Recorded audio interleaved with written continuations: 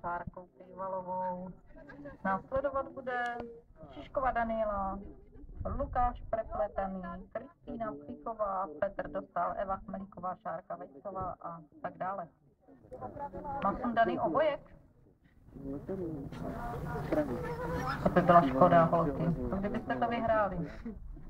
Stát se to může. Tak a teď držíme palce, jo? Samozřejmě i ostatní. Tak bohužel. Bohužel. Nepomohlo to, chtěli jsme tomu pomoct. To štěstí popostrčit, ale prostě to tak bylo napsané. Měl to být a hned na startu, pokud možno. Buď kvůli obojku, nebo kvůli něčemu jinému. Osud je osud.